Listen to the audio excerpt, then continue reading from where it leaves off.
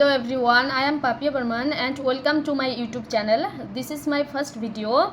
तो मुझे आप लोगों को एक बात बताना था कि मैं अपने चैनल में बहुत सा nursing related important topic discuss करेंगे. So please subscribe my channel and watch the videos. आज एसिडोसिस के बारे में डिस्कस करेंगे. तो एसिडोसिस क्या है? ये एक मेडिकल कंडीशन है जब ब्लड में एसिड का एक्यूमुलेशन होता है, मतलब एसिड जम जाता है, तो बॉडी में जो बेस होता है वो लॉस हो जाता है, जिसके वजह से ब्लड में जो पीएच लेवल है, मतलब पीएच मतलब पोटेंशियल ऑफ हाइड्रोजन, इसका लेवल नॉर्मल लेवल से कम हो जाता है. तो इसका नॉर्मल लेवल है 7.35 टू 7.45. जब एक बात याद रखना, जब 7.35 से कम होगा तब उसको हम लोग एसिडोसिस बोलेंगे, और जब 7.45 से ज़्यादा होगा तब हम एल्कलोसिस बोलेंगे. तो एसिडोसिस दो प्रकार की होती है, एक मेटाबॉलिक, दो रेस्पिरेटरी. तो मेटाबॉलिक एसिडोसिस क्या है? जब ब्लड में पीएच लेवल कम हो जाता है, बॉडी में एसिड जम जाता है, और इसके साथ HCO3 लेवल मतलब सोडा बाइकार्बोनेट लेवल वो भी कम हो जाता है, तो इसको मेटाबॉलिक एसिडोसिस कहेंगे. अगर इसका साइन एंड सिम्टम देखेंगे तो पेशेंट का नोजिया होगा, vomiting, abdominal pain, confusion, shallow breathing, arrhythmias मतलब इरेगुलर हार्ट रेट, ये सब दिखाई देगा. अगर डायग्नोस्टिक टेस्ट करेंगे तो ABG मतलब arterial blood gas, serum electrolyte, urine analysis, ये सब करने से पता चलेगा कि पेशेंट एसिडोसिस में है या नहीं. अगर मैनेजमेंट देखेंगे तो पेशेंट को वेंटिलेटरी सपोर्ट देना पड़ेगा, और सीरम इलेक्ट्रोलाइट लेवल गड़बड़ा गया तो उसको करेक्ट करना पड़ेगा. पेशेंट का डिहाइड्रेशन होने से उसको फ्लूइड देख के पेशेंट को डिहाइड्रेशन से करेक्ट करना पड़ेगा. अब मेटाबॉलिक एल्कलोसिस के बारे में बोलेंगे तो इसमें ब्लड का जो पीएच लेवल है वो बढ़ जाएगा. नॉर्मल कितना है? 7.35 टू 7.45.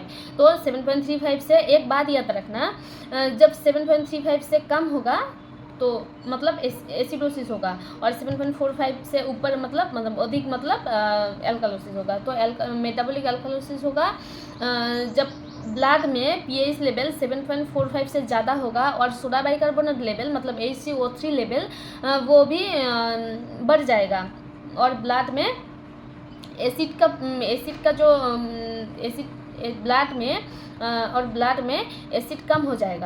ब्लड में एसिड कम हो जाएगा. इसको हम मेटाबॉलिक एल्कलोसिस बोलेंगे.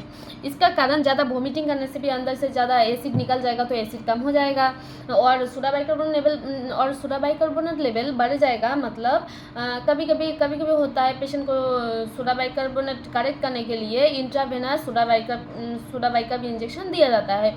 तो इसके वजह से भी कभी कभी ऐसा होता है कि सोडा बाइकार्बोनेट लेवल बढ़ गया, तो इसको करेक्ट करना पड़ेगा. आप डिस्कस करेंगे रेस्पिरेटरी एसिडोसिस एंड एल्कलोसिस. तो रेस्पिरेटरी एसिडोसिस में क्या होता है? इसमें बॉडी से जो कार्बन डाइऑक्साइड बाहर निकलता है वो नहीं निकल पाता है, और बॉडी में कार्बन डाइऑक्साइड बढ़ जाता है और ऑक्सीजन कम हो जाता है. तो ये कंडीशन को हम लोग क्या बोलते हैं? Respiratory acidosis. और रेस्पिरेटरी एसिडोसिस में ये कंडीशन इसके वजह से बॉडी में जो पीएच लेवल है, मतलब ब्लड में जो पीएच लेवल है वो कम हो जाता है. ठीक है. इसका साइन एंड सिम्टम देखेंगे तो हेडेक होगा, पेशेंट का हेडेक होगा, लेथर्जी होगा, टायर्डनेस होगा, एक्सेट्रा.